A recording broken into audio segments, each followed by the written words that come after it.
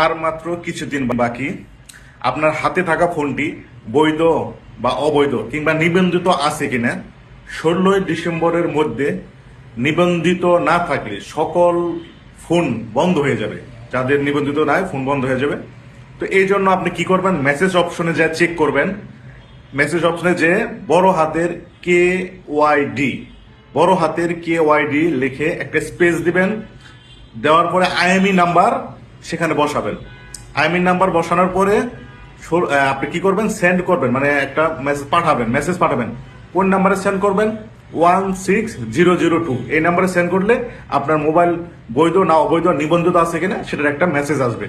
আর যারা IMEI number জানেন না তারা কি করবেন, *#06# এটা দিলে আপনি IMEI নাম্বার পাবেন। আপনার ফোন থেকে ডায়াল অপশনে *#06# এটা দিলে আপনার IMEI নাম্বার আসবে।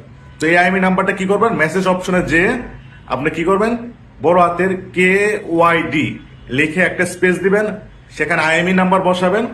এই IMEI নাম্বারটা কি করবেন, আপনি 16002 নাম্বারে সেন্ড করবেন। তাহলে আপনার একটা মেসেজ আসবে আপনার ফোন বৈধ না অবৈধ। তো এটার জন্য সরকার 16 তারিখ পর্যন্ত একটা নির্দিষ্ট ডেট দিয়ে দিয়েছে। এরপরে অনিবন্ধিত ফোন সব বন্ধ হয়ে যাবে। খবরের কাগজ, নিখাত, নির্ভীক, নিরপেক্ষ।